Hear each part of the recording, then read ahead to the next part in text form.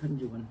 예, 반갑습니다. 우리 노동전선 정치학교 2022년 1차 이제 강좌가 진행될 건데요. 정치학교는 뭐 아시다시피 작년에 이어서 올해 활동가 동지들과 이제 노동자 동지들 대상으로 다양한 주제를 갖고 학습하라, 선전하라, 그리고 조직하라라는 주제로 진행을 좀 하고 있습니다. 오늘은 이제 매달 1회 정도씩 진행을 하고 있는데요. 오늘은 첫 번째로 막스주의와 노동자 운동론을 좀 진행할 예정이 있고, 그 다음에는 이제 사회주의, 민주주의와 사회주의 다음 달에, 그리고 5월 달에는 이제 막스주의와 종교론을 갖고 하고, 6월 달에는 이제 교육운동, 7월 달에는 이제 국가론, 막스주의 국가론을 진행할 것 같고요. 그 다음에 8월 달에는 이제 산업재해 관련돼서 얘기하고, 9월 달에는 이제 현장조직운동론. 이렇게 해서 3월부터 9월까지 한 7차례 정도 아마 진행을 할 것 같습니다. 그래서 오늘 첫 강의인데, 오늘부터 좀 이제 녹화본까지 좀 떠서 오늘 참석하지 못한 동지들에게도 좀 이렇게 공유하고 이렇게 좀 진행할 예정이 있고요. 오늘은 이제 고전으로 배우는 노동자 운동의 전략과 전술이라는 주제로 해서 우리 노동전선의 교육국장님이시기도 하죠. 우리 오세중 동지가 이제 발제와 이제 토론을 진행하면 될 것 같습니다. 우리 힘찬 박수로 우리 오세중 동지 이 자리에 모시도록 하겠습니다. 예. 이쪽으로 오시면 돼요. 화면은 그대로. 저는 이제 가겠습니다. 이제 마스크 벗어도 되는 분위기인가요? 네. 어차피 뭐 다 듣는 건데. 예, 안녕하십니까. 오세중입니다. 고전으로 배우는 노동조합의 전략 전술 이제 발제를 오늘 하게 됐습니다. 뭐 책을 이제 뭐 보시면 아시겠지만 이제 기본적으로 이제 노동조합을 바라보는 관점, 그리고 이제 노동조합이 나가야 될 투쟁의 방향, 뭐 그런 것들이 중심이 돼 있고, 그다음 뒷부분에는 어떤 파업을 바라보는 관점, 그다음에 뒤에 또 이제 제국주의와 그 제국주의 안에서 어떻게 노동조합이 기회주의로 변질되는가, 뭐 주로 크게 보면 그런 내용으로 구성이 되어 있습니다. 그리고 저는 이제 뭐 요 내용도 그렇고, 우리 항상 또 바라볼 때 뭐 막스나 레닌 같은 경우도 이제 사회주의 국가, 그러니까 그러니까 사회주의 국가에 대한 어떤 구체적인 인식이나 전망이 이제 역사적 한계로 인해서 부재했다는 그런 이제 인식의 한계가 있었고, 그것이 이후에는 이제 러시아 같은 경우 이제 소비에트 국가라는 형태로 나타났는데, 한편으로는 이제 당과 노동조합, 그리고 또 이제 소비에트 권력, 뭐 이런 것들도 좀 이렇게 염두에 두면서 항상 우리가 막스나 레닌의 어떤 책이나 이런 것들을 보는 게 좀 중요하지 않나, 그런 생각을 많이 합니다. 그래서 그런 관점에서 저는 이제 봤던 것들을 또 이제 발제하고, 또 중간중간에 뭐 제 개인적인 의견 같은 거를 드리도록 하겠습니다. 이제 내용이 굉장히 책 한 권이라서 많은데요. 좀 최대한 간략하게 그냥 발제를 하고, 그 다음에 이제 토론 중심으로 이제 했으면 좋겠고요. 뭐 책 이거 한 번 읽는다고 해서 이제 이 내용을 한꺼번에 다 알 수 있는 것도 아니고, 우리가 이제 계속 서로 토론하고 또 실천 속에서 검증하고 이런 과정들이 필요하다고 생각합니다. 예, 그래서 1장에는 노동조합이란 무엇인가, 그 발전 방향이라는 제목으로 되어 있는데요. 저는 이제 주로 책 내용 중에서 이제 책 내용이 구성이 막스나 레닌의 원전의 내용들을 간략하게 이제 따오고, 그다음 거기에 대해서 우리나라 노동운동과 이제 접목시켜서 이렇게 설명이 거의 다 돼 있어요. 그러면 이제 이 책을 쓴 당시, 제가 연도를 까먹었는데 이제 그때하고 지금은 또 많이 다르거든요. 그래서 저는 주로 이제 그 막스라 레닌의 어떤 내용 중심으로 발전했습니다. 나중에 이 발전된 운동을 일지 모르겠는데, 그래서 주로 이제 막스라 레닌의 그 글을 중심으로 설명을 하도록 하겠습니다. 1. 그 막스의 노동조합, 그 과거, 현재, 미래의 역사적 배경과 의의. 막스가 이제 노동조합, 그 과거, 현재, 미래라는 문건을 썼는데, 거기에 나오는 내용들을 이제 토대로 해서 서술에 되어 있습니다. 그래서 1. 막스와 국제노동자협회 1866년 국제노동자협회의 근본 원칙 1. 노동자 계급이 자신의 경제력으로 해방하기 위해서는 먼저 정치투쟁으로 정치 권력을 획득하지 않으면 안 된다. 2. 이것은 동시에 모든 지배계급을 폐지하는 투쟁이다. 3. 노동자의 해방은 노동자 자신의 사업이다. 4. 노동자의 권리는 단결로서 보장된다. 5. 노동자의 지위와 해방 조건은 국제적으로 동일하고 따라서 노동운동은 국제적인 성격을 지닌다. 저는 이 5가지 내용이 어떻게 보면은 이제 모든 것을 다 설명해 준다고 생각합니다. 1866년에 쓴 정리된 내용이지만 지금까지도 여전히 유효하고 또 그 내용 하나하나가 모든 것들을 핵심적으로 다 담고 있다고 생각이 드는데요. 그러니까 첫 번째, 정치 권력을 획득해야 된다. 그러니까 이 문장 저는 이제 굉장히 의미가 있다고 보고요. 지금의 이제 우리가 뭐 사회주의를 내거는 많은 정치조직들이 있는데, 저는 계속 좀 뭐 궁금하기도 하고 질문하는 게, 그 사회주의가 어떻게 가능한 거냐 항상 물어보거든요. 근데 그것이 그냥 저는 1차적으로 정치 권력 획득이라고 봅니다. 국가 권력, 정치 권력을 획득하지 않고 어떤 정책을 필 수 있을까라는 의문이 드는데, 여기서도 강조한 것처럼 정치 권력 획득이 가장 중요하다라는 거고, 또 그렇게 해서 우리가 이후에 건설하는 국가, 사회는 모든, 그러니까 노동자 투쟁이지만 노동자뿐만 아니라 모든 계급 지배, 모든 계급을 또 폐지하는 그런 투쟁이다라는 것. 그리고 그러한 투쟁은 노동자 스스로에 의해서만, 스스로의 투쟁에 의해서만 가능하다. 그리고 그것은 또한 노동자들의 단결로서만 가능하다. 그리고 그것은 이 노동자의 지위와 조건은 국제적으로 동일하기 때문에 노동운동은 국제적인 성격을 질 수밖에 없다. 이런 내용들이 담겨 있습니다.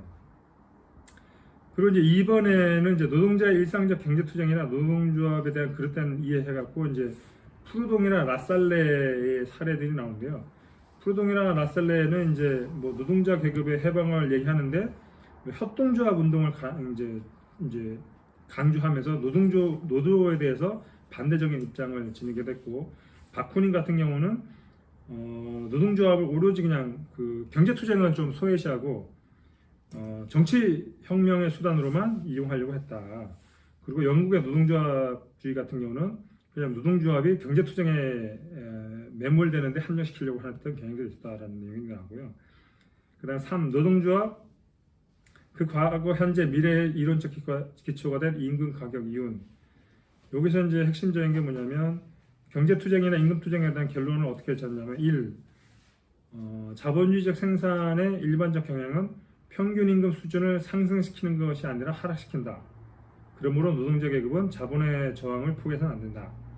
2번, 일상적 경제투쟁은 자본주의 체제가 낳은 빈곤의 축적이라는 결과에 대해 싸우는 것에 지나지 않으며 그러한 결과를 낳는 모든 원인과 싸우는 것이 아니다.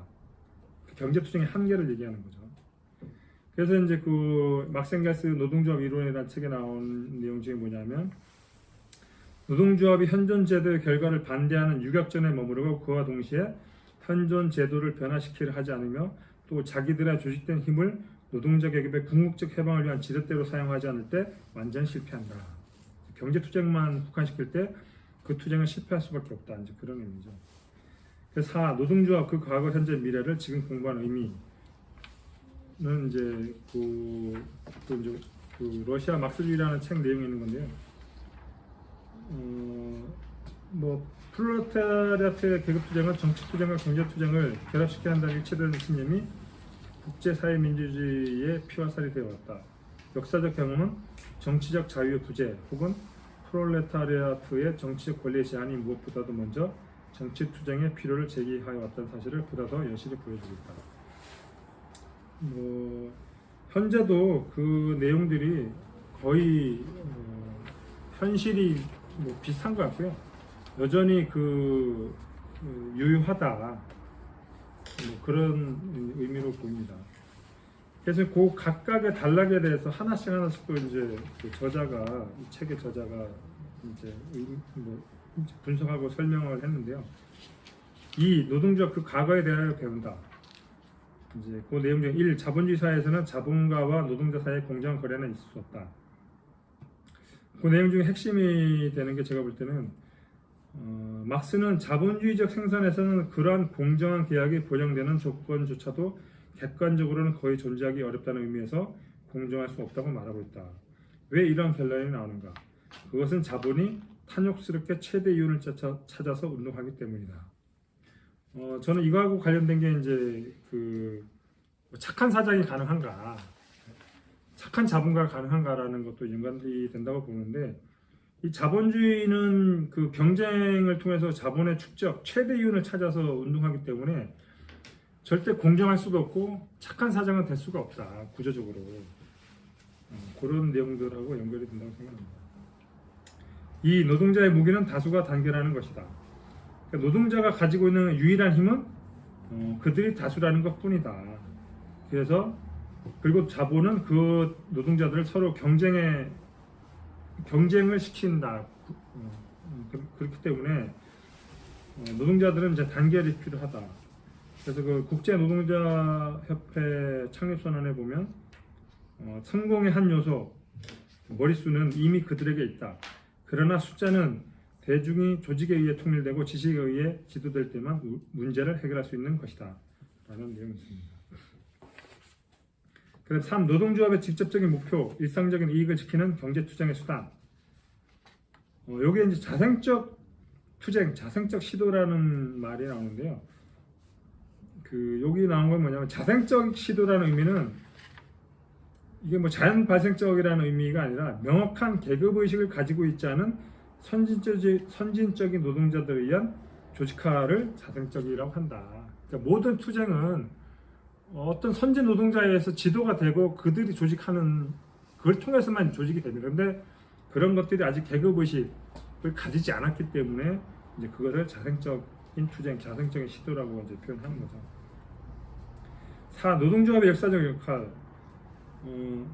그래서 여기에 이제 전의당의 얘기들이 이제 나오기 시작하는데요.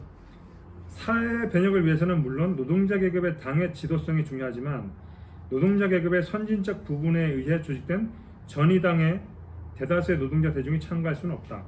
나란히 증대하는 노동자 계급의 다수를 당될 수 있는 것은 무엇보다 노동자의 공통된 경제적 이익을 지키기 위한 조직으로 결성된 노동조합일 수밖에 없다. 그래서 이제 그 경제적 투쟁을 위해서 1차적으로 모여지는 노동조합과 그런 선진부대로서 어떻게 보면 이제 그 소수가 모든 전체 노동자가 아닌 선진 부분이 참여하는 전의당의 얘기들이 이제 나오고 있습니다. 그다음 3. 노동조합 그 현재에 대하여 배운다. 라는 단락이 있고 1. 다시 노동조합의 역사적 역할에 대하여 노동조합은 먼저 자본과 노동 사이의 게릴라 전투에서 없어서는 안 되는 것이지만 임금 노동과 자본의 지배제도 그 자체 폐지를 위한 조직된 힘으로서 훨씬 더 중요하다. 그 다음 2. 아직 노동조합은 직접적인 일상 투쟁에 몰두하고 있다. 그러니까 그 당시의 상황들이 아직까지 이제 자본주의가 아직 이제 한참 발전한 그 어떤 과정이고 그 속에서 이제 노동조합들이 이제 새롭게 만들어지고 있는 상황에서 노동조합들이 아직까지 그런 직접적인 경제적 투쟁에 이제 몰두하고 있는 그런 이제 현상들을 쭉 설명하고 있습니다. 그리고 나서 이제 그 3. 위대한 역사적 사명을 자각하기 시작한 노동조합에서 그 예로 그러니까 노동조합이 경제적인 이해관계를 넘어서서 이제 역사적 사명을 띠기 시작하고 있다라고 이제 하면서 이제 첫 번째로 예로 든 게 그 영국에서 최근의 정치운동에 노동조합이 참고하고 있다는 것, 제2차 선거법 개정운동, 이제 차티스트 운동이죠. 그런 것들. 그다음 둘째, 미국의 노동조합이 남북 전쟁의 즈음에서 노예 소유자에 대한 그 북부 여러 주의 투쟁을 지지했던 것, 그리고 1864년에 헤스팅크 프루자이의 반동적인 파업 금지법에 반대하 투쟁했던 것을 예를 들고, 세 번째는 그 셰필드에서 개최된 노동조합 대연대에서 그 제일 인터내셔널, 그러니까 국제 노동자 협회에 가명할 것을 권고했다. 이런 이제 예를 들면서 노동조합이 자신의 어떤 경제적 이해를 넘어선 이제 활동들을 하고 있다라고 사례를 들었고요. 4. 노동조합 그 미래에 대해 배운다. 1. 사회 변형에서 노동조합의 역할. 노동조합은 일상적인 이익을 지키기 위해 경제 투쟁에 나서야 할 뿐만 아니라 그와 별도로 자본주의 체제의 폐지라는 궁극적인 목표를 위해 정치적 계급적 투쟁에 나서지 않으면 안 된다. 이제 그런 얘기도 나왔고요. 막스는 사회 변혁을 위해서 노동조합이 할 수 있는 역할에 대해서 일정 한계가 있다는 것을 노동조합 스스로 깨달아야 한다고 생각하였다. 그래서 그 이제 논문 가운데 정치적인 지도부, 즉 노동자 계급의 정당이 만들어지고 그 지도하에 노동자 계급의 하나로 조직될 때 사회 변혁이 가능하다라는 것들을 이제 설명하고 했다고 합니다. 그래서 이제 다음 페이지 넘어가면 좀 전체적으로 좀 비슷한 내용들이 많이 있습니다. 경제 투쟁과 정치 투쟁 뭐 그런 것들 얘기인데, 이 사회를 변혁하려는 이 모든 사회 운동과 정치 운동에 대한 지원. 그래서 노동조합은 이 목표, 노동자 계급의 완전 해방이라는 목표를 향해서 전진하는 모든 사회적 정치적 운동을 지원하지 않으면 안 된다. 그러나 노동조합은 이런 대중적인 성격을 가진 조직이기 때문에 사회운동이나 정치운동을 지도하는 책임을 떠맡을 수는 없다. 사회운동이나 정치운동을 지도할 능력을 가지고 있는 것은 노동자 계급의 선진 부분을 중심으로 조직된, 그리고 노동자 계급의 해방을 자신의 직접적인 목적으로 하여 투쟁하는 노동자 계급의 전이단이다. 그러니까 노동조합이 어떤 사회적인 정치적 운동을 지원하지만 그것이 전적으로 사회운동이나 정치운동을 지도하는 책임을 떠맡을 수는 없다. 그래서 전이 정당이 필요하다. 이제 그런 이제 내용들입니다. 그리고 3. 노동조합의 비조합은 도직화. 노동조합은 이제 그 전체 계급의 대변자라서 그 비조합원들을 조직하기 위해서 노력해야 된다. 그리고 농업 노동자 같은 어떤 무권리 상태의 노동자들의 이익을 지키기 위해서도 노력해야 된다. 그리고 그 이제 어떤 자신의 원대한 목표를 사람들한테 알리기 위해서 노력해야 된다. 이제 그런 내용들이 들어가 있습니다. 그렇게 되고 이제 두 번째 제2장에 노동조합과 일상적인 경제투쟁에 대해서 이제 관계들을 설명해 놓고 있는데요. 저자가 여기 나름대로 이제 정리해 놓은 게 뭐냐면, 과학적 사회주의의 관점에서 선 노동조합의 골격. 첫 번째, 임금과 노동 조건의 문제 등을 해결하기 위한 일상적인 경제투쟁이야말로 노동조합이라는 노동자 계급의 대중적인 단결의 원점의 출발점이다. 둘째, 노동조합은 개별적이고 직업적인 경제적 이익만이 아니라 8시간 노동제 같은 법률에 의한 규제, 단결권, 파업금 등의 노동기본권의 확립, 그리고 보통 선거권 획득 등 정부에 대한 여러 가지 제도적 요구 투쟁에 나서야 한다. 세 번째, 노동조합은 이러한 일상적인 경제투쟁이나 여러 제도적 요구 투쟁만이 아니라 자본주의 사회에서 변혁이라는 궁극 목표를 달성하기 위한 사회운동, 정치운동을 지원해야 한다. 그래서 노동조합은 노동자 계급의 투쟁 전술의 기본은 경제투쟁과 정치투쟁의 결합이다라고 이제 앞부분에 전체적인 핵심 내용들을 정리해놨습니다. 그래서 1. 노동조합의 성격에 관한 경제주의적 노동조합주의적 이해, 브렌타노와 웹이라고 되어 있는데, 그러니까 브렌타노와 웹이 이제 그 노동조합에 대해서 어떻게 바라봤는지에 대해서 나왔습니다. 그래서 독일의 루요 브렌타노라고 해서 이제 이 사람은 그냥 노동조합은 뭐 쉽게 말하면 노동력이라는 것을 제값받고 팔기 위한 조직이다. 뭐 쉽게 말하면 이제 그런 식으로 이제 바라봤고요. 그다음 시드니 웹은 노동조합은 그냥 고용 조건의 유지 또는 개선을 목적으로 하는 노동자의 단체이다. 이제 그런 식으로 봤습니다. 우리나라도 노동조합법에 보면 노동조합은 근로 조건의 유지 개선, 근로복지 증진을 목적으로 하는 단체다라고 이제 돼 있죠.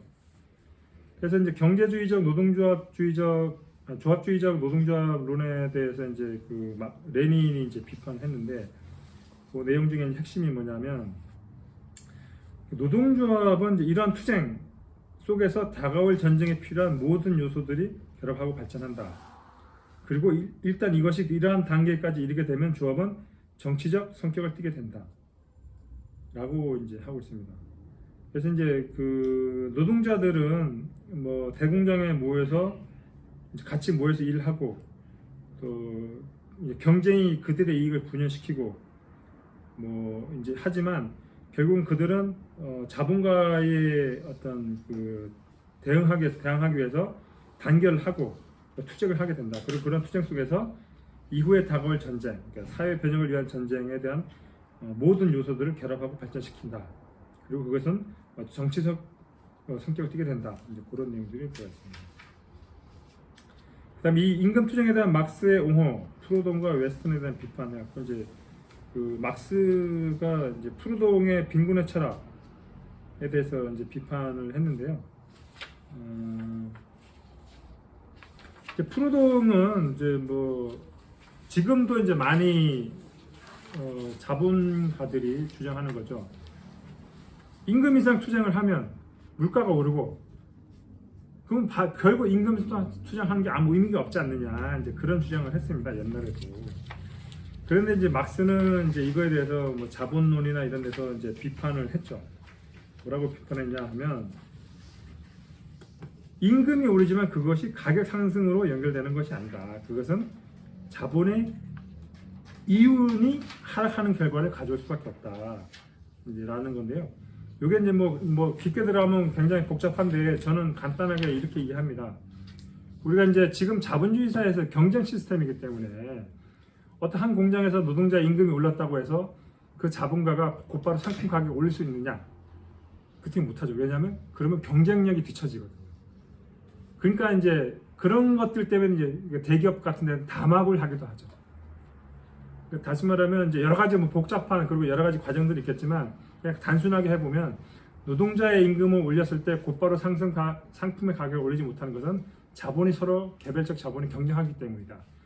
그래서 자본가들은 노동자 임금이 오른 것을 결사 반대한다. 왜냐하면 그것은 곧바로 자신들의 이윤이 줄어든 거기 때문에 그렇게 저는 간단하게 이해를 하고 있습니다.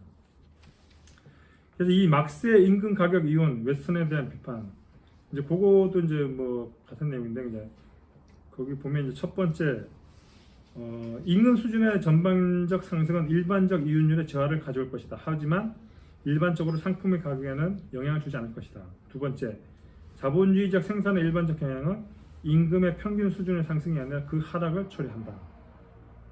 세 번째, 노동조합은 자본의 공격에 대한 반격의 중심지로서 효과적으로 활동한다. 뭐 이런 식으로 막스 임금 가격 이윤의 이제 내용들이 나와 있습니다. 3. 노동자 계급의 상태를 어떻게 파악할 것인가? 이것이야말로 모든 사회운동의 토대이다. 이제 막스의 자본주의적 축적의 일반적 법칙과 빈곤화라고 되어 있는데 이제 자본 축적은 노동력의 축적이죠. 플레타리아의 축적이다라고 얘기하면서 쭉 이렇게 내용들이 있고요. 그래서 이제 자본의 축적은 곧바로 이제 빈곤의 축적으로 또 기결된다. 그런 얘기들이 있고, 그래서 상대적 과잉 인구는 임금 수준을 노동력의 가치 아래로 떨어뜨리고 독점 대기업의 중소 영세기업에 대한 계열 하청 지배나 비정규 노동인, 시간제, 파업, 부업 등과 같이 노동에서 차별적 기구를 확대 심화시키는 토대가 된다. 이제 벌써 그 당시에도 이제 이런 문제들이 어느 정도 있었고 지금 이제 더욱더 지금 자본주의 사회에서 비정규직이나 시간제, 파견 이런 것들이 엄청나게 확대되겠죠. 그다음 이 노동자 계급의 빈곤에 대한 레닌의 이해, 뭐 비슷합니다. 그래서 자본주의는 빈곤을 나누는 강한 경향을 가지고 있고, 두 번째 이제 빈곤의 증대나 자본 축적의 수준에 대하여 근로대중의 생활 수준이 중요하지 않는다는 의미다. 세 번째, 빈곤의 증대는 자본주의 영역, 경제 영역에서는 말할 나위 없는 현실이다. 그리고 3. 막스의 노동자 조사와 레닌의 소운통 공장의 노동자에게서라고 되어 있는데, 요거 이제 막스와 레닌이 그런 어떤 현실을 폭로하기 위해서 노동자 상태에 대한 조사와 그 폭로를 굉장히 중요시했다. 그래서 그러한 폭로는 경제 투쟁을 위한 중요한 지렛대로 의의가 있다라고 이제 강조했습니다. 4. 전투적 노동조합과 선진 활동가의 임무. 여기는 1. 경제 투쟁, 일상적인 양보를 했다고 해야 투쟁의 적극적인 의의. 요게 이제 좀 제가 볼 때 굉장히 중요한 내용인데요. 이런 투쟁, 그러니까 경제 투쟁을 통해서 노동자 대중은 먼저 자본가의 착취 수단들을 하나하나 분석 조사하는 방법을 배우게 되고, 그것들과 법, 자신의 생활 조건, 그리고 자본가 계급의 이해를 비교해 보게 된다. 착취의 여러 가지 형태와 예를 조사함으로써 노동자는 전반적인 착취의 의미와 본질을 깨닫고 자본에 의한 노동의 착취에 기반한 사회질서를 이해하게 된다. 두 번째, 이 과정에서 노동자들은 자기들의 힘을 시험하고 공동행동을 배우고 단결의 필요성과 중요성을 느끼게 된다. 이러한 투쟁이 확산되고 분쟁이 빈번해질수록 불가피하게 투쟁은 확산되고 단결의식, 연대의식이 높아진다. 처음에는 한 지역의 노동자가, 그 다음엔 한 나라의 노동자가, 마지막에는 모든 노동자 계급이 단결하게 된다. 그러니까 노동자 투쟁이 점점 이제 발전하게 되는 과정들을 설명해주고 있습니다. 세 번째로, 이 투쟁은 노동자들의 정치의식을 발전시킨다. 노동대중의 생활 조건은 그들이 국사, 정치에 대해서 생각할 기회나 여유를 주지 않는다. 그러나 일상적인 요구를 걸고 공장주와 싸우면서 노동자는 필연적으로 정치적인 문제, 즉 러시아 정부는 어떻게 움직이고 법률과 규칙은 어떻게 제정되며 그것들은 누구의 이익에 봉사하는가 등의 문제를 숙고하게 된다. 그러니까 우리 노동자들은 이 자본주의 시스템이 진짜 어떻게 보면 최저 생계비만 주잖아요. 하루하루 벌어먹고 먹고 살기 힘들다 보니까 다른 데 신경 쓸 여유가 없는 거죠.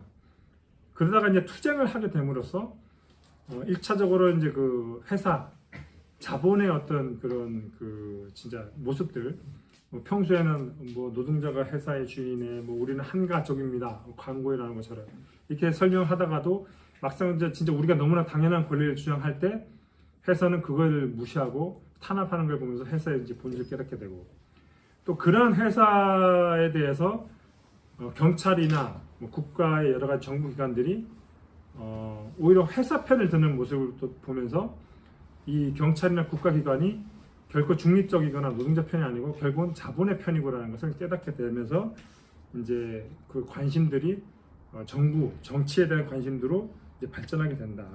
이제 그런 의미가 있다고 봅니다.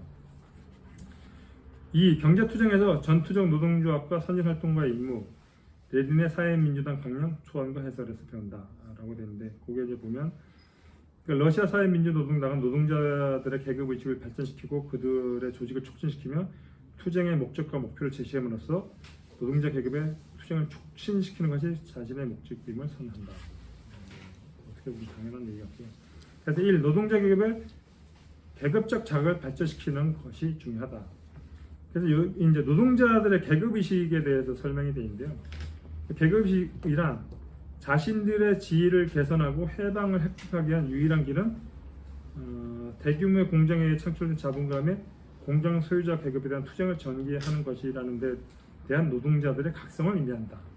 나아가 노동자들의 계급의식이란 특정 국가에 있어서 모든 노동자들의 이익은 공통적이고 동일하며 그들은 사회의 다른 모든 계급들 구별되는 단일 계급을 구성한다는 점에 대한 각성을 의미한다.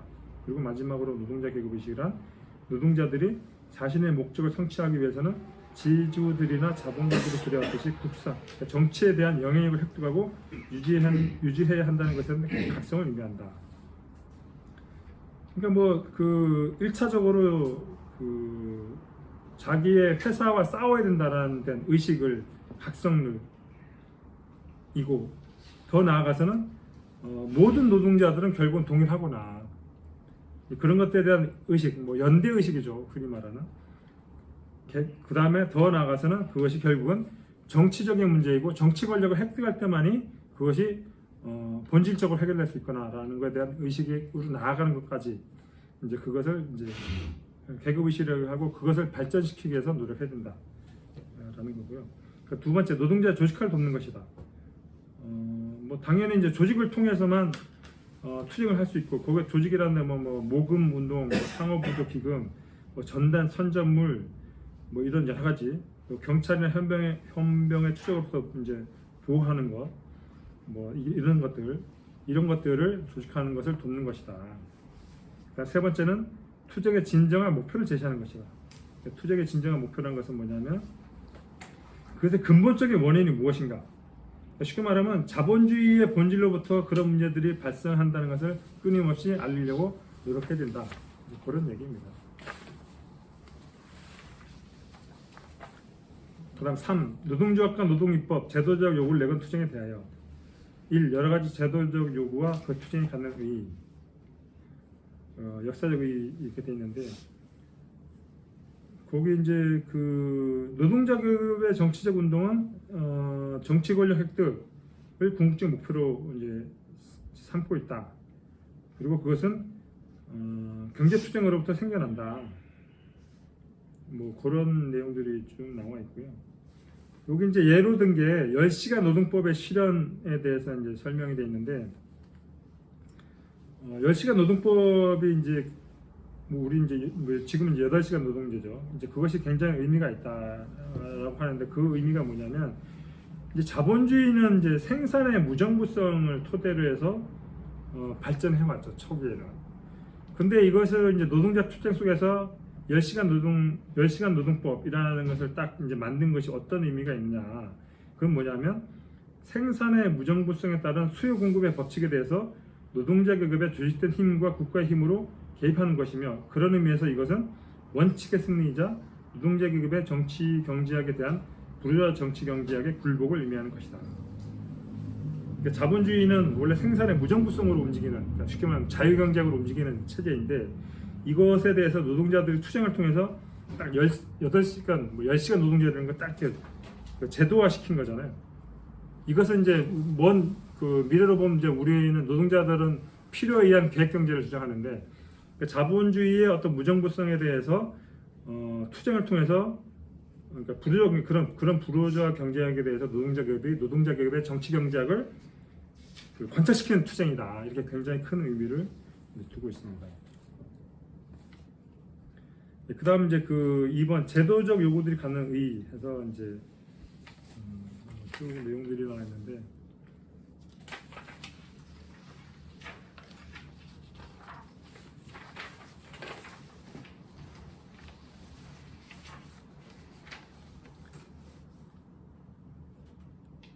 다 비슷한 내용들이라서 그 다음에 3. 노동조합 투쟁은 제도적 요구 투쟁 정도에 그쳐서는 안 된다. 뭐 제목에 이제 그 핵심 내용들이 다 있습니다. 그래서 뭐 이제 그게 이제 레닌이 뭐 편지에 나온 내용 중에 우리 역시 개량을 위해 투쟁하지만 결코 모든 방식으로 그렇게 하지 않는다. 우리는 오직 사회민주적 방식으로, 오직 혁명적 방식으로 개량을 위해 투쟁한다. 이제 뒷부분에 기회주의 얘기할 때도 이제 많이 나옵니다. 개량을 어떻게 볼 것인가 많이 나오는데. 그다음 2. 여러 가지 제도적 요구 투쟁에 대한 약간의 문제. 제도적 요구를 확립할 때의 기준. 1. 제도적 요구는 전체 프롤레타리아트의 요구이다. 그러니까 제도적 요구 투쟁을 할 때 특정한 부류의 노동자가 아니라 계급 전체를 위한 요구를 해야 된다. 그런 내용들이 나와 있고요. 그다음 이제 민주적 제도 관리 제도의 확립이 중요한 것은 첫 번째 관리 운영의 제도를 철저하게 관료나 경영자 감독하에 두면 노동자 이익을 지킬 수 없기 때문이다. 두 번째는 민주주의적 관리 제도와 정치 개혁이 필연적으로 관련되어 있다는 것을 노동자에게 충분히 설명해야 된다. 그런 내용들이 있습니다. 그다음에 제도적 요구의 원칙과 그 구체화. 요건 또 그 나라의 어떤 역사적 조건에 맡겨야 된다. 그래서 여기서 이제 주장하는 거는 8시간 노동일의 즉각적인 실시가 아니라 점진적인 실시를 주장했다. 왜냐하면 이제 그 당시 여러 가지 이제 상황 때문에. 그래서 원칙이 있지만 또 그걸 구체화하는 데 있어서는 현실적인 어떤 조건들을 반영해야 된다. 그런 얘기를 하고 있습니다. 그다음 이 제도적 요구들에서 자본과 정부의 양보, 개량에 대한 평가 이용. 이제 양보, 개량의 이중성에 대해서 이제 설명되어 있는데요. 뭐 요게 이제 제가 그 레닌의 결의문을 어떻게 써서는 안 되는가라는 내용의 이제 그런 정리가 잘 되어 있습니다. 모든 개량은 그것이 더 나은 상태로 나아가는 일보이고 한 단계의 진전이며 그러한 의미에서만 개량이다. 이것은 반동적인 방책도 아니고 보수적인 방책도 아니다. 그러나 자본주의 사회에서 모든 개량은 이중적인 성격을 가지고 있다. 개량은 혁명을 저지하고 약화시키거나 소멸시키기 위하여 혁명적 세력의 힘과 정력을 세분시키고 그 인식을 마비시키기 위하여 지배계급이 내놓는 양보이다. 그러니까 개량에 대해서 이제 항상 그 논란이 많습니다. 제가 볼 때는 개량을 획득했는데 이걸 개량주의로 볼 것이냐, 개량으로 볼 것이냐에 대한 논란이 항상 많고, 저는 뭐 이번에 뭐 윤석열 대통령이 됐지만 뭐 선거 전에도 그런 논란들이 많았죠. 뭐 차라리 윤석열 되는 게 낫지 않냐, 이재명보다는, 뭐 그런 얘기들에 대한 논쟁들이 많은데, 뭐 저는 개인적으로 문재인 정부 출범이 결국은 노동자 민중의 투쟁을 통해서 어떻게 보면 지배계급이 양보한, 저는 개량, 그러니까 양보고 개량이라고 봅니다. 완전한 혁명이 아니죠. 어쩌나 그 투쟁 속에서 이제 지배계급이 한 발 좀 물러서고 좀 더 이제 교묘해지고 은폐되는 형태로 이제 착취가 진행된 건데, 이것을 무조건 거부하는 것이 옳은가? 그 속에서 우리가 이제 활용할 거는 되게 많다고 보거든요. 저는 뭐 최근에 뭐 국가보안법 관련한 것들이 이제 법의 쪽으로 가서도 거의 이제 무죄 나오는 판례들도 많이 나오고, 저희가 이렇게 이 막스 레닌 전집을 아예 그냥 대놓고 학습하는 것도 저는 이제 우리 노동자 투쟁의 성과물이라고 보거든요. 우리는 이런 것들을 적극적으로 활용해야 된다. 뭐 저는 그런 생각을 많이 가지고 있습니다. 그래서 우리가 이제 개량에 대해서 개량주의로 빠지면 안 되지만, 우리가 투쟁을 통해서 얻은 개량에 대해서 우리가 적극적으로 활용하고, 또 그것을 이용해서 더욱더 노동자 계급을 조직화시키고 의식화시키는 그런 그 활동들을 해야 되는 거 아닌가라는 생각을 합니다. 그래서 이 양보, 개량과 혁명적 계급 투쟁의 관계, 여기서도 이제 다 비슷한 얘기들이 나오는데요. 그러니까 개량이라는 것이 보다 나은 상태로 나아가는 일보인 한 쓸모가 있다. 둘째, 얼마 안 되는 개량이라도 대중적인 투쟁을 통해서 쟁취되는 것이며, 그것이 그 노동자 계급이 단결하여 투쟁하는 것이 가지는 중대한 의의를 후진적인 노동자도 깨달을 수 있다. 셋째, 그런 걸 토대로 해서 자본주의 타도와 국가권력 제일치한 투쟁으로 진전시킬 수 있다. 그러니까 저는 이제 그 노동조합 활동하면서 이제 많이 고민하는 게, 우리가 이제 요구 사항을 어떤 걸 내가 할 것인가, 이제 이런 고민을 많이 하는데요. 저는 그렇게 생각합니다. 노동자 다수 대중이 원하는 게 가장 좋은 요구 조건이다. 그러니까 우리가 어떤 지도부가 그러니까 이게 막 이런 걸 막 보다 보면 이런 걸로 가야 되는 거 아니야라는 것들이 생기기 쉽거든요. 뭐 대표적인 저는 국유화라고 봅니다. 국유화 투쟁. 사회주의는 국유화하는 모든 것을 국유화해야 되니까, 우리가 그 국유화를 내건 투쟁이 사회주의를 향하는 어떤 그런 투쟁이지 않느냐, 이렇게 저는 주장하는 분들이 있는데, 근데 만약에 노동자들이 뭐 국유화가 뭔지도 잘 모르고, 예를 들면 뭐 아니 우리는 국유화보다 예를 들면 우리 고용 조건, 노동 안정, 그러니까 그 고용 안정을 위해서 차라리 뭐 다른 대기업이 인수하는 게 그 고용 안정에 더 좋지 않냐? 저는 그것이 어떤 다수의 노동자들을 조직할 수 있는 투쟁이 된다면 저는 그 투쟁을 해야 된다고 봅니다, 개인적으로. 왜냐?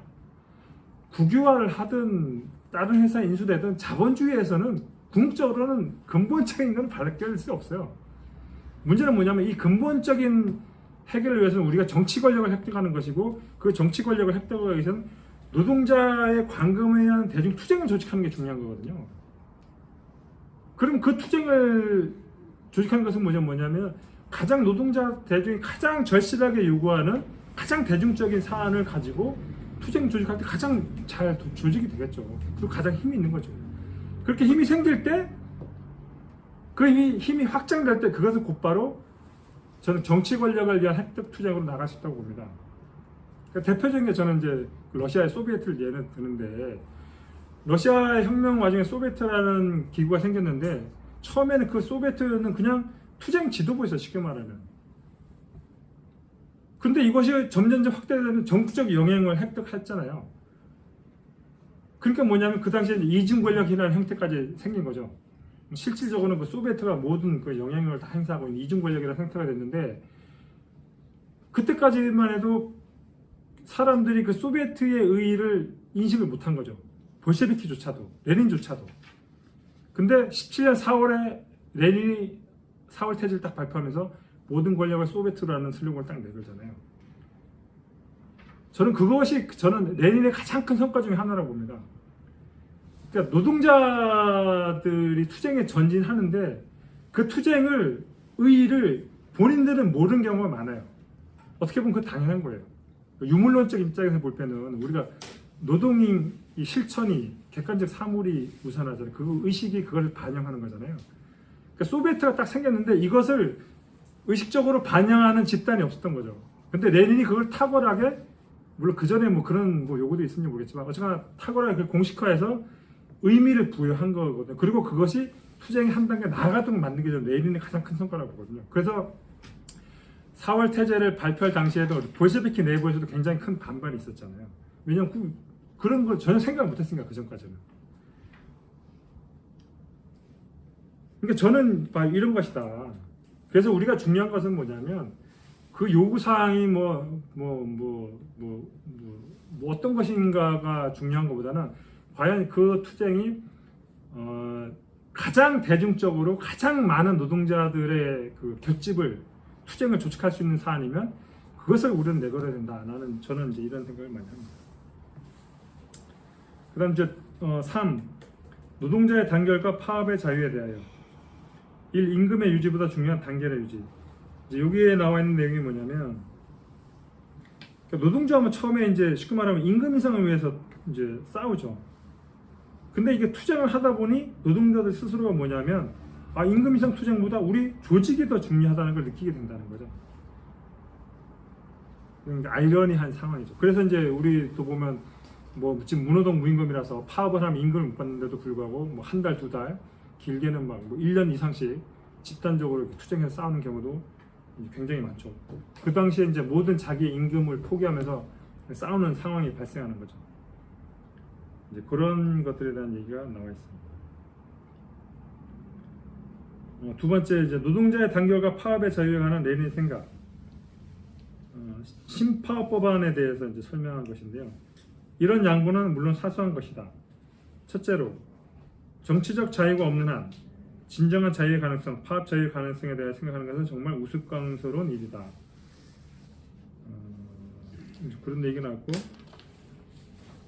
둘째, 그러나 러시아 노동자는 자신의 진지를 튼튼하기 위하여 또한 임금 노예제로부터 근로대중을 해방한다는 자신의 위대한 투쟁을 강화하고 발전시키기 위하여 사소한 양보까지도 이용해야 한다. 뭐 그런 이제 신파업 법안에 대한 의미죠. 그것이 한계를 가지고 있지만 이용해야 된다. 뭐 결론은 그렇습니다. 제4장 노동조합과 정치투쟁의 관계, 정당과 노동조합의 관계. 정치투쟁과 경제투쟁과 정치투쟁 결합에 관한 문제.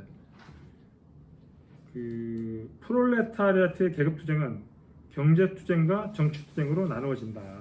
경제투쟁이란 것은 노동자들이 개별 자본가에서 쌓은 투쟁, 정치투쟁은 인민의 권리를 확대하기 위해서 정치 권력에 대해서 대응하는 쌓은 투쟁, 크게 이제 그렇게 나눠진다는 의미고요. 그래서 거기에 이제 뭐 경제투쟁과 정치투쟁에 대한 이제 의미들이 비슷한 내용들이 쭉 나와 있습니다. 그다음에 경제투쟁과 정치투쟁 결합. 뭐 앞에서도 계속 나오는 얘기인데 임금 인상, 그다음 노동시간 단축 이런 게 그 자체가 목적이 아니라 그건 수단이다. 그것은 완전한 임금제도 폐지, 그러니까 자본주의 철폐를 위한 목적으로 나아간 하나의 수단에 불과하다. 그다음에 그 경제파업과 정치파업의 의존 관계는 뭐 서로 상호 유기적이다. 그런 내용들이 쭉 나와 있고요. 3. 경제투쟁과 정치투쟁 결합에서 선진 노동자가 해야 할 역할. 노동조합주의적 의식과 사회주의적 의식.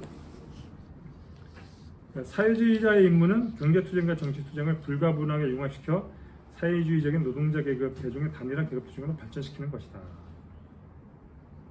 그리고 이제 요게 이제 그 외부로부터 뭐 사회주의 의식이 들어온다 이제 그런 내용들이 나옵니다. 그러니까 노동자는 스스로 사회주의적 의식을 가질 수 없다. 그러므로 이것은 외부로부터 가져오지 않으면 안 된다. 그래서 이제 요거에 뭐 어디선가 보면 그런 얘기도 있죠. 아래로부터의 사회주의, 뭐 위로부터의 사회주의. 그러니까 노동자 투쟁이 아래로부터 이제 올라오지만 그 사회주의적 의식은 어떤 이제 어떤 소수의 사회주의적 의식을 가진 사람들에 의해서 가져와야 된다. 뭐 그게 이제 아까 말처럼 이제 그 일반적으로 그 투쟁 속에서 스스로가 스스로의 이 자기 의식 객관화해서 그걸 의식화시키지는 못하거든요. 그래서 그런 역할을 전의당이 해줘야 된다. 저는 이제 그런 의미로 이제 받아들이고 있습니다. 4. 노동조합에서의 정치투쟁과 선진활동과 역할. 사회민주주의자는 자신의 활동을 경제투쟁에만 국한시키는 것이 아니라 경제적 폭로의 조직이 이 활동의 주된 부분이 되도록 해서는 안 된다. 그리고 정치의식 발전에 적극적으로 뛰어들어야 한다. 뭐 그런 내용들이 이제 계속 쭉 나와 있습니다. 그다음 이제 노동조합과 정당의 관계에 대해요. 노동조합과 노동자 계급의 새로운 유행의 당. 그래서 이제 노동조합이란 사상이나 신조, 정당 관계없이 가장 그들의 그 기초적인 요구를 가지고 투쟁하는 대중 조직이다.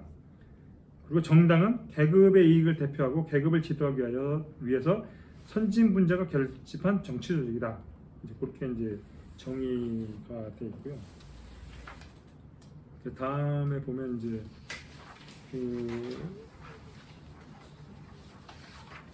계급 투쟁이라는 것이 적대적인 계급들 사이의 투쟁 일정한 발전 단계에서 정치 투쟁에 대끔 되어 있다. 그리고 그 정치 투쟁의 가장 특별한 표현은 당들 사이의 투쟁이다. 이제 그런 얘기죠. 그리고 이제 노동자 계급을 이렇게 정당으로 조직하는 것은 사회혁명과 그것의 궁극적인 목표인 계급 폐지를 위해서 도출된 것이다. 그래서 이제 그게 이제 또 전의당의 이제 레닌의 정의당의 개념이 이제 쭉 나오는데, 그래서 혁명 이론과 민주 집중제에서 기반을 두고 규율로서 그 무장된 혁명적 정당이 이제 필요하다. 그런 얘기고, 그 다음에 이제 두 번째, 노동조합이 정당에 대해 정치적 중립을 취해야 하는 것은 아니다. 이제 이거는 현재도 뭐 종종 뭐 노동조합은 중립적이어야 된다 이렇게 주장하는 사람들이 많이 있죠. 근데 그거에 대해서 이제 비판을 했죠. 그래서 그 노동조합으로서는 독점 자본의 자본가 계급의 이익을 대표하는 정당에 대해서는 단호히 대결하여 투쟁을 해야 된다. 한편으로 노동자계의 계급적 요구를 반영하고 국민의 민주적 요구를 위해 투쟁하는 노동자 계급 정당이나 민주적 정당에 대해서는 서로 자주성을 존중하면서 협력해야 된다. 그런 얘기가 나와 있고요. 그 뒤에 이제 그 노동조합과 정당의 협력 및 공동 행동 그 원칙이라고 되어 있는데, 여기도 이제 현재도 많이 그 참관령들이 많이 있는 것 같습니다. 그래서 첫 번째, 정당과 노동조합의 올바른 관계 원칙. 첫째로, 노동조합은 대중조직으로서 조합원에게 정당 지지의 자유, 정치활동의 자유를 보장해야 된다. 즉, 정당으로부터의 독립이라는 원칙을 확립해야 된다. 그러니까 대중조직에게 특정 정당을 강요하거나 해서는 안 된다라는 의미죠. 둘째로, 서로 자주성을 존중하면서 요구가 일치되는 부분을 바탕으로 협력하고 공동행동해야 된다. 이제 그런 의미입니다. 그러니까 정당하고 노동조합이 요구가 일치하는 부분에 대해서 협력하고 공동행동하는 거지, 노동조합의 특정 정당을 요구하거나 특정 정당 지지를 강요하거나 이런 것들은 안 된다는 의미입니다. 그래서 두 번째, 특정 정당에 대한 지지 또는 배제의 우려. 그것은 대중조직인 노동조합의 기본 성격을 침해하는 것이다. 첫 번째. 두 번째는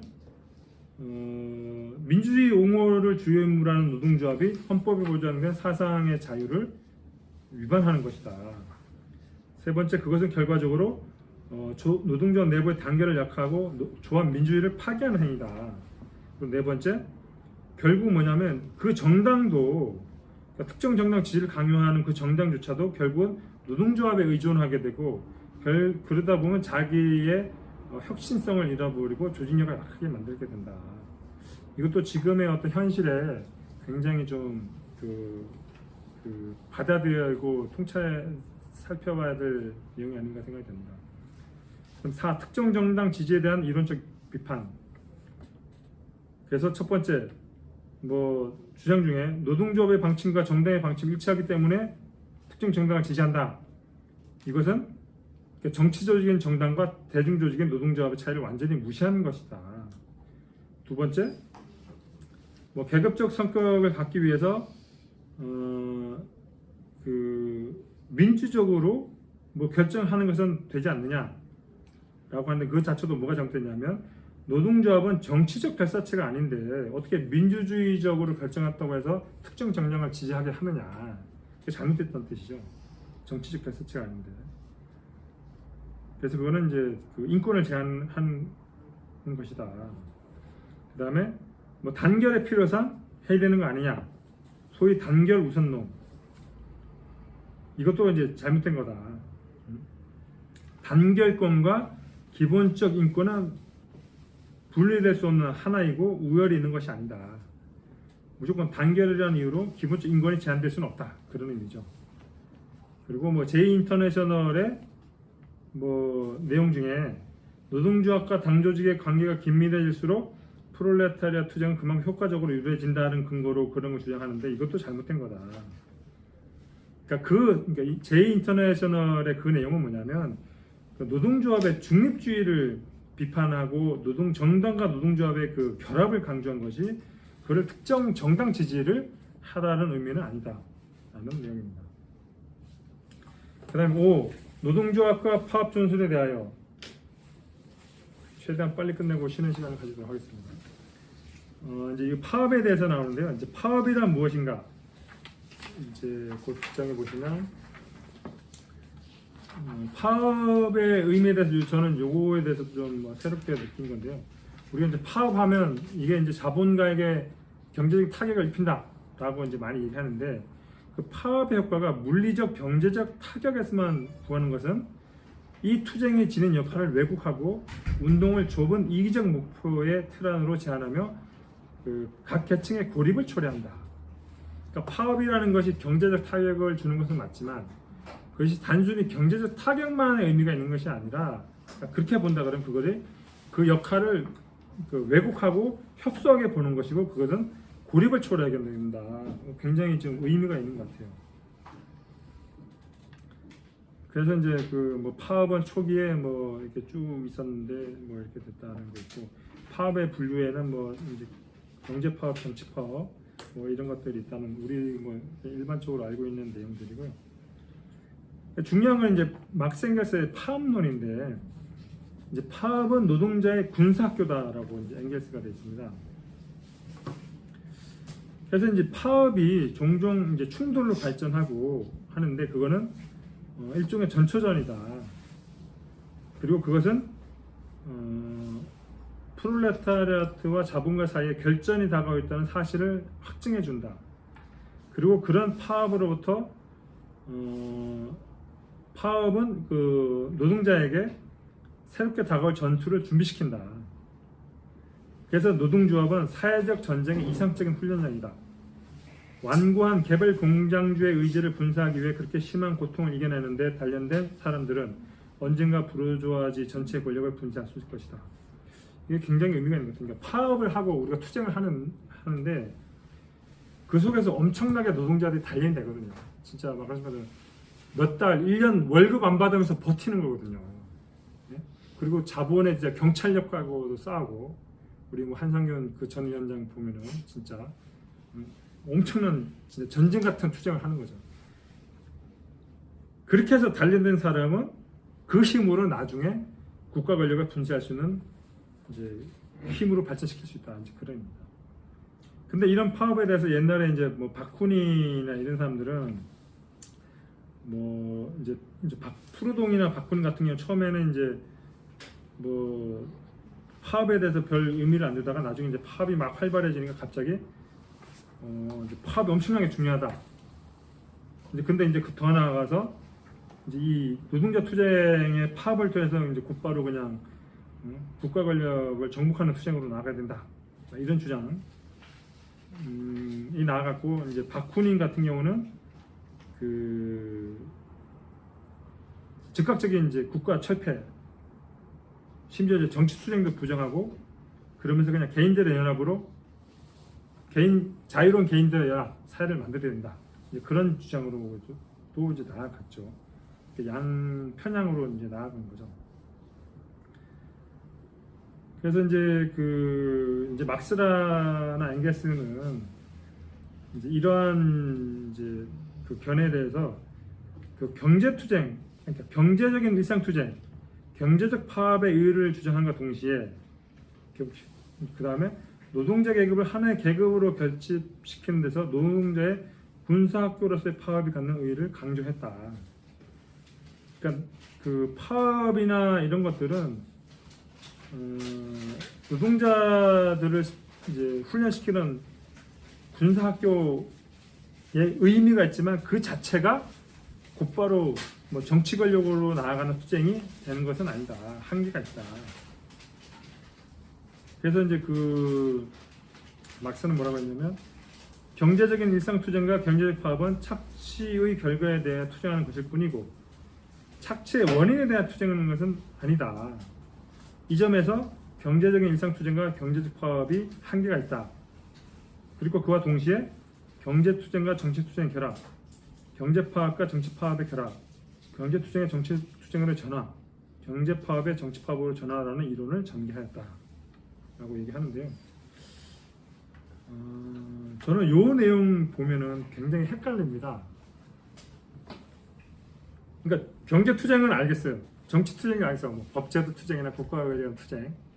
그럼 이걸 어떻게 결합시켜야 될 것이냐? 네? 이제 일부에서는 이제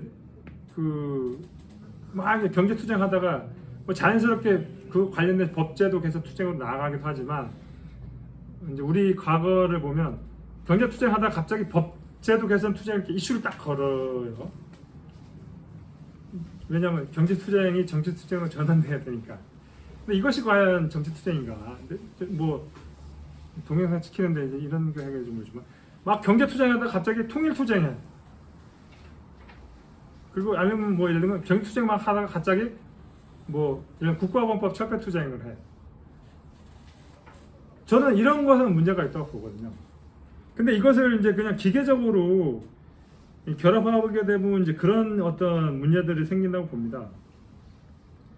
그래서 저는 이것이 이제 어떤 이제 뭐 좀 약간 원론적인 내용들이고 이제 또 어떻게 보면 이제 뭐 그 당시의 역사적 한계라는 생각도 많이 하는데 저는 이제 아까 처음에 말씀드린 것처럼 우리가 이제 소비에트 권력이라는 것을 저는 이제 우리 역사가 지났으니까 우리는 역사를 막스나 레닌이 겪었던 역사보다 우리 훨씬 더 앞서 지금 지나왔고 막스나 레닌이 보지 못한 역사적 사실들을 우리는 다 보고 경험해 왔습니다. 그래서 그런 관점에서 보면 저는 이제 이 경제 투쟁과 정치 투쟁의 결합이라는 의미를 저는 소비에트 권력이라는 것을 좀 이렇게 염두에 두면서 봐야 되지 않느냐.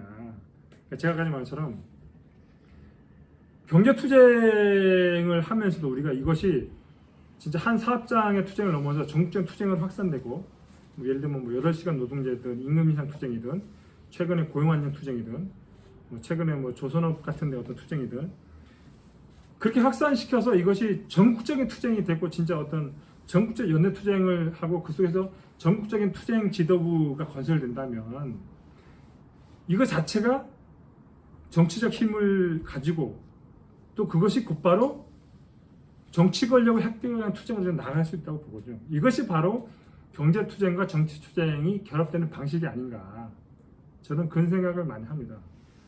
그래서 이제 이런 것들에 대한 정치 투쟁과 경제 투쟁이 어떻게 결합되는 것에 대한 이제 고민들과 토론들이 좀 많이 돼야 된다는 생각을 하는데, 저는 항상 우리가 이제 정치 투쟁의 가장 최고 형태는 정치 권력을 획득하기 위한 투쟁이고, 그 정치 권력 획득이라는 것은 역사적으로 볼 때 소비에트가 결국은 권력을 획득한 투쟁이거든요. 가장 모범적, 그러니까 표준적인 그 혁명의 과정이라고 봅니다. 그러니까 그런 관점에서 보면 우리가 어떻게 이 소비에트 평의를 건설하는 과정들을 우리가 투쟁 속에서 조직할 것인가. 그리고 그것이 그 결정적인 시기에 우리가 이들을 설득해서, 소비에트도 처음에 맨셰비키가 다수였거든요. 맨셰비키가 다수니까 뭐냐면 그들은 더 이상 국가 권력을 접수하는, 획득하는 투쟁으로 나갈 생각이 없었던 거잖아요. 그때 뭐 레닌이나 볼셰비키는 그렇다고 해요. 야, 니네들이 빨리 권력 쟁취해. 소비에트 다수 갖고 있으니까. 근데 맨셰비키는 그런 생각 자체가 없었던 거죠. 왜냐하면 그 당시 아직 사회주의 혁명이라는 것이 토대가 안 돼 있다고 생각하고, 후진국 러시아에서 뭐 그런 여러 가지 이유 때문에 그래서 주춤주춤하고 있었는데, 이중 권력 상태에서도 레닌이 과감하게 모든 권력을 소비에트로 주장하면서 정치 권력을 획득할 것을 주장하고, 볼셰비키 설득하고, 볼셰비키들이 그 소비에트 내에서 다수파를 차지하면서 혁명에 성공한 거거든요. 저는 이 과정을 우리가 좀 잘 살펴봐야 된다. 그러니까 그리고 이 경제 투쟁과 정치 투쟁이 발전하고, 이 정치 투쟁이 다시 말하면 정치 권력을 획득하기 위한 투쟁을 어떻게 나갈 것인가, 그런 것들도 한번 봐야 되지 않느냐. 저는 뭐 여기 헬조선 추진위원회가 정치 투쟁을 굉장히 강요하더라고요. 근데 그쪽에서 주장하는 정치 투쟁의 과정들이 과연 이런 과정들을 연두에 두고 있는 것인가, 저는 그런 것들을 한번 토론해보고 살펴보면 좋겠다는 생각이 듭니다. 다음 3. 레닌의 파업론. 파업은 왜 발생하고 보급되는가? 대규모 공장에서 파업을 초래하는 이유는 무엇인가? 그것은 자본주의는 필연적으로 고용주의에 대한 투쟁을 초래하고, 그리고 그것은 파업의 형태를 띠게 된다. 그리고 노동자들은 한 명이 싸워서는 투쟁할 수 없다는 것을 인식하죠. 그래서 그들은 단결하기 시작하는 거죠. 그래서 이제 파업이 시작되는 것이다. 이제 그런 내용들이 나와 있습니다. 뒷페이지 보시면, 노동자 계급의 투쟁에서 파업의 의의는 뭐냐면, 그 파업 속에서 노동자들이 더 이상 노예가 아니라 이제 진정한 인간으로서의 어떤 인식들을 하게 된다. 그리고 그 노동자들이 연대함으로써 지금 외롭지 않다는 것을 상기시킨다. 뭐 그런 의미들이 있고요. 그다음 정신적 영향이 뭐냐면, 그런 파업 투쟁 속에서 그 단 한 개의 공장에서라도 파업이 일어나면 즉각 수많은 공장에서 연쇄적인 파업이 개시된다. 그만큼 그 영향력은 크다. 그리고 그 속에서 그 자본의 억압으로부터 해방시키기 위한 전 노동자 기업 투쟁의 사상들을 강력하게 불러일으킨다. 그리고 그런 파업들이 한 번씩 발생하고 나면 노동자들의 인식이 광범위하게 발전하면서 독서 서클이나 협회 같은 것들이 많이 생기고, 노동자들이 사회주의적 학습들을 많이 하게 된다. 그 다음에 4번, 파업은 노동자의 눈을 정부와 법률로 향하게 된다. 그러니까 파업 투쟁을 통해서 이게 단순히 개별 자본가와의 투쟁이 아니라 국가 권력, 경찰 뭐 이런 것들과 이제 투쟁하게 되면서 그 인식이 정부와 이제 법률로, 법제도 같이 이제 확대되게 된다. 그래서 5번, 파업은 노동자 계급의 전쟁 학교이다. 라는 것들을 얘기하고, 근데 파업은 전쟁의 학교이지만 전쟁 그 자체는 아니다. 그러니까 파업이 자기 해방을 위한 투쟁의 하나의 수단이 유일한 수단이 아니다. 그래서 그 속에서 단련되고 훈련되는 거지, 그것이 곧바로 바로 이제 혁명으로 가는 과정, 혁명을 위한 하나의 어떤 수단은 아니다라는 것을 얘기하고 있습니다. 4. 파업 전술과 계급 투쟁의 다양성 해갖고 경제 파업과 정치 파업. 뭐 앞부분에 나왔던 내용들이 좀 중복되는 내용들이 이제 많고요. 저는 여기서 좀 의미 있게 본 게 이 파업과 투쟁 형태의 다양성에 보면 모든 인민운동은 끊임없이 새로운 형태들을 만들어내고 낡은 형태들을 버리고 이러저러한 변종을 만들어내고 낡은 것들과 새로운 것들을 새롭게 조합한 형태를 만들어내면서 무한히 다양한 형태를 띈다는 점을 명심해야 된다. 그리고 우리의 임무는 투쟁의 방수단을 만들어내는 이 과정에 적극적으로 참여하는 것이다.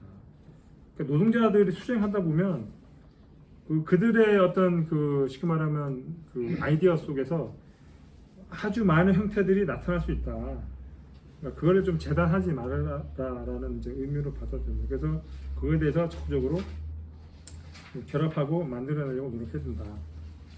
그런 의미라고 봅니다.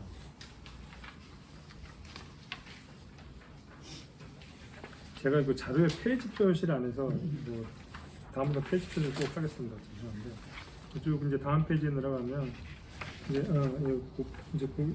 그 보면 이제 그러니까 레닌이 이제 할 얘기 중에 또 저는 이제 되게 연관된 얘기인데요. 그러니까 막스주의는 운동을 무언가 하나의 특별한 투쟁 형태에 붙들어 매지 않는다는 점에서 모든 원시 형태의 사회주의와는 다르다. 막스주의는 다종다양한 투쟁 형태를 인정하는데 이때 그 형태들은 머리로 생각해내는 것이 아니라 운동의 과정에서 저절로 발생하는 혁명적 계급들의 투쟁 형태를 보편화하고 조직화하며 거기에 의식성을 부여하는 것에 불과하다. 저는 아까 전에 소비에트 얘기했지만 레닌은 그런 의식들이 있었던 것 같아요. 어떤 관념에 딱 사로잡힌 게 아니라 투쟁 속에서 만들어지는 어떤 많은 형태들을 보고 거기에 의식성을 부여하는 게 중요하고 그것이 바로 이제 어떤 사회주의자의 임무다. 한편으로는 그러니까 바로 이어서 있는 게 뭐냐면 대중의 실천으로부터 배우는 거지 서재에 앉은 조직부가 머리로 생각해낸 투쟁을 대중에게 가르치려는 등의 우쭐대는 사고 방식을 결코 갖지 않는다. 그러니까 흔히 말하는 조직의 지도부가 자기들의 머리로 생각해낸 어떤 투쟁 형태를 대중한테 강요하면서 끌고 가는 게 아니라 대중의 실천으로부터 봐야 된다. 그리고 그들 실천에 의식성을 부여하는 것이 중요하다. 이제 그런 의미가 있고 저는 그래서 레닌이 소비에트의 의의를 파악하고 4월 태제를 발표한 것도 바로 이제 이런 생각들이 계속 있었기 때문에 가능하지 않느냐. 저는 그러니까 어떻게 생각하냐면 레닌은 그 전까지 혁명의 어떤 새로운 사회주의 국가의 형태를 당위 권력을 장악하는 걸 생각하지 않나라는 생각을 합니다. 저는 개인적으로. 왜냐하면 그 전에는 혁명 정당에 대한 얘기들은 굉장히 많이 나오지만 소비에트라는 어떤 새로운 권력 형태에 대해서는 한 번도 언급이 안 되거든요. 그러다가 4월 태제를 발표하면서 이제 그게 언급이 되는 거예요. 그리고 그렇기 때문에 볼셰비키 내부에서도 굉장히 반발이 있었거든요. 그러니까 제가 생각할 때는 그 전까지의 어떤 사회주의, 레닌을 비롯한 볼셰비키들이 생각했던 혁명의 형태는 처음에는 이제 전위정당을 꾸리지만 이것이 어떤 혁명적 시기에 쉽게 말하면 문을 열고 광범위한 노동자 대중들을 받아들여서 대중정당이 되고 이 대중정당이 국가 권력을 장악하는 형태를 생각하지 않았을까라는 게 제 개인적인 생각입니다. 볼셰비키 당원들도 다 이제 그런 어떤 전망들을 가지고 있었던 거겠죠. 그러다가 이제 갑자기 레닌이 4월 태제 모든 권력을 소비에트라고 발표하니까 아니 뭐야 권력은 당이 장악하는 거지 왜 소비에트가 권력을 장악해? 그 반대겠죠. 제 추론에 물론 역사적 그 부분이 있을지 모르겠지만 근데 어쨌거나 레닌 탁월했던 게 뭐냐면 소비에트라는 새로운 형태의 어떤 투쟁 기구를 보면서 그리고 그것이 이중 권력 상태라는 것을 보면서 그게 의식성을 부여하고 저것이 바로 새로운 노동자 국가의 권력 형태구나 를 인식하고 그래서 소비에트로 모든 권력을 주장했던 것이 저는 굉장히 큰 의미가 있다고 보고 레닌은 그 전부터 계속 이런 생각들을 많이 갖고 있었다는 거죠. 그러니까 노동자들의 대중적 실천으로부터 배우려는 자세들을 저는 이제 그런 것들이라고 봅니다. 그래서 이거 둘째 부분 막스주의는 투쟁의 문제를 반드시 역사적으로 고찰할 것을 요구한다. 뭐 이런 것들하고도 이제 연관되지 않을 거라고 생각합니다. 그다음 4번 군사과학에서 배우는 파업 전술. 이제 요거는 그 로조프스키가 이제 파업 전술이라는 책을 썼는데 이제 레닌이 그 책을 보면서 군사 하고 군대의 군사 기술하고 비슷하다. 파업이 어떻게 보면. 그래서 이제 거기에 대해서 많은 것들을 이제 배우려고 한 것 같고요. 근데 이제 군대는 크게 보면 다른 게 강제의 원칙이 서 있고 국경 밖에서 좀 자국의 영토 내에서 외적과 싸우는 거죠. 근데 파업군은 자발성의 원칙에 있다. 그리고 공장을 무대로 이제 싸운다. 뭐 그런 차이가 있습니다. 가장 큰 게 제가 볼 때는 군대는 이제 강제의 원칙으로 움직이는 거고 이 파업군은 이제 노동자들 자발적 원칙에 의해서 움직인다. 그게 가장 큰 차이인데 어쨌거나 거기서도 이제 많은 것을 배울 수 있다. 그러니까 첫 번째가 뭐 현존 세력을 또 긍정시켜야 된다. 긴장시켜야 된다. 그다음에 뭐 노력을 게을리지 않아야 된다. 그다음에 결정적인 타격을 위해서 세력을 집중해야 된다. 선택과 집중해야 된다. 그런 의미죠. 그다음에 때를 놓치면 안 된다. 그다음에 그 획득한 어떤 그 결과물들을 다음을 위한 밑거름으로 이용해야 된다. 그다음에 이제 파업 투쟁이라는 것은 하루아침에 이루어지는 것이 아니다. 그리고 이제 그 다음에 보면 파업의 시기도 어떤 산업의 호황과 불황 뭐 이런 것들 이제 어떤 그 상황에 따라서 투쟁들을 적절하게 이제 배치해야 된다. 이제 그런 얘기도 어떻게 보면 너무나 일반적인 내용들인데요. 뭐 그런 내용들이 쭉 나와 있습니다. 그래서 이제 그 파업 투쟁에서 지도상의 약간의 문제 3번 거기에 보면 이제 계급 투쟁에서도 지켜야 될 주요 원리가 공격전의 승리 첫 번째, 두 번째는 우리 세력을 끊임없이 공고해야 된다. 세 번째, 대중의 활동성 및 참여를 높여야 된다. 네 번째, 투쟁 본부와 지도부 사이에 끊임없는 연락기관을 설치해야 된다. 다섯 번째, 파업을 적대시하는 세력의 분쇄를 위해서 활동해야 된다. 여섯 번째, 성공을 약속하는 모든 수단을 갖고 투쟁해야 된다. 우리가 이제 노동조합에서 많이 그냥 기본적으로 하고 있는 것 같아요. 그래서 우리가 이제 많이 알리고 또 조직 체계를 갖추고 대중들을 참여하게 시키기 위해서 많이 노력하고 이런 것들이 필요하다. 그다음 이제 마지막 그 6장 시간이 많이 됐네요. 노동운동 내의 기회주의 조리에 대해서. 그래서 이제 그 제국주의 시대에서 독점 이윤, 식민지 독점 이윤을 토대로 해서 영국이나 이런 선진국 제국주의 국가에서 기회주의가 많이 이제 퍼지고 있다. 그래서 이들은 부르주아 정당, 소부르주아 정당을 지지하거나 또 그 노조 내부의 이제 관료화, 귀족 노동자 그런 것들이 이제 생기고 있다. 뭐 그런 얘기 나고 여기에 이제 제국주의에 대한 얘기도 또 잠깐 나옵니다. 그래서 제국주의는 독점 자본주의로서 자본주의의 특수한 6가지 단계이다. 특징이 첫 번째는 독점 자본주의라는 것, 두 번째 기상적인 부패에 가는 자본주의라는 것, 세 번째 사멸에 가는 자본주의다. 그래서 이제 또 제국주의에 대한 이제 설명들이 쭉 나와 있는데요. 이거는 뭐 여기서 이제 좀 그냥 넘어가고 중요한 건 여기서는 이제 그런 제국주의에서 그 식민지의 그 초과이윤 수탈을 기반으로 해서 노동조합들이 개량화되고 이제 기회주의화되고 있다. 뭐 그런 내용들이 쭉 나와 있습니다. 여기도 앞부분하고 많이 이제 그 기초 중복이 많이 되는 내용들이고요. 그 여기서 이제 그 다음 내용에 이제 제가 밑줄로 한참 그어놨는데 이것도 또 굉장히 중요한 것 같아요. 그래서 뭐냐면 우리는 노동자 대중들의 이름으로 그리고 그들을 우리 쪽으로 끌어들이기 위해서 노동귀족에 대한 투쟁을 벌이고 있다.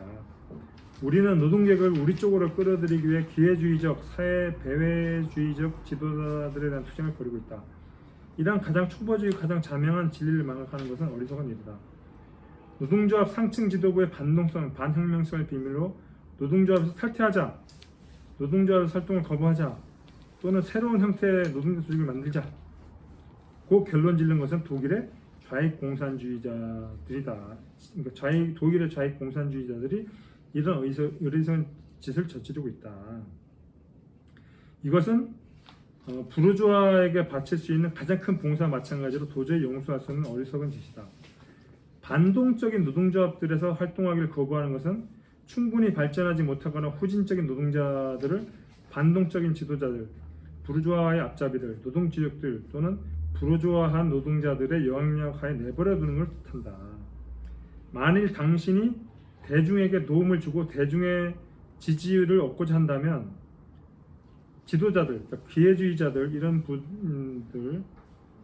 부류들 기회주의 지도자들로부터 오는 어려움, 고통, 속임수, 모욕, 박해 등을 두려워해서는 안 되며 반드시 대중이 있는 곳에 작업해야 된다. 아무리 반동적일지라도 프롤레타리아트나 반프롤레타리아트 대중이 있는 기구들과 협회 및 결사체들에서 체계적으로 참을성 있게 선전선동을 해야 된다. 이런 내용들이 있는데 이게 이제 굉장히 의미가 있는 것 같아요. 그러니까 뭐 한편으로 저희가 역사적으로 보면 레닌 같은 경우는 이제 노동자 전위당의 독자적인 조직화와 활동들을 굉장히 중요시하고 있죠. 그러면서도 이제 한편으로 이 대중조직 속에서 활동하는 것을 또 굉장히 강요하거든요. 그러니까 그런 것들을 저는 이제 혼란하면 안 된다고 봅니다. 우리가 이제 독자적인 정치적 내용을 결집하고 모이고 독자적인 활동을 하는 것과 우리가 대중조직 속에서 활동하는 것은 좀 다른 문제거든요. 근데 대중조직조차도 뭐 마음에 안 든다고 뭐 따로 만들고 막 이렇게 하는 것은 문제가 있다. 그런 의미라고 봅니다. 3. 레닌의 노동지정론에 대하여. 그러니까 레닌이 이제 제국주의론을 썼죠. 쓰면서 거기에 제국주의에 대한 이제 다양한 분석과 그 속에서 어떻게 노동 귀족, 노동 관료들이 나타나고 활동하는가에 대한 내용들이 쭉 나와 있습니다. 그래서 이제 그 마지막 페이지에 보면 제가 또 밑줄을 쫙쫙 그어놨죠. 거기에 이제 보면은 그게 이제 바로 전 페이지부터 있는데, 그러니까 우리 또는 다른 어느 누구도 프롤레타리아트의 어느 부분이 사회 대외주의자와 기회주의자를 추종하고 있으며 추종할 것인가를 정확하게 예측할 수는 없다. 그것은 오로지 투쟁만이 보여줄 것이며 사회주의 혁명만이 최후로 결정할 것이다. 하지만 우리는 제국주의 전쟁에서 조국 방위론자가 단지 소수만을 대표한다는 사실을 분명히 알고 있다. 따라서 우리가 여전히 사회주의자이기를 원한다면 한층 더 낮게, 한층 더 깊게 현실의 대중 속으로 들어가야 된다. 이것만이 기회주의에 대한 모든 투쟁의 의미이며 모든 내용이다. 세계 노동운동에서 유일한 막스주의적 노선은 기회주의와의 결별에 불가피하고 필요하다는 것을 대중에게 해명하고 기회주의에 대응하는 부단한 투쟁을 벌임으로써 혁명을 위해 대중을 교육시키고 전쟁의 경험을 이용하여 민족적 자유주의적 노동자 정치의 모든 추행을 폭로하는 것이다 라고 되어 있습니다. 이것으로 전체 내용 좀 생각보다 길었습니다. 마무리하고 좀 쉬었다가 토론하도록 하겠습니다.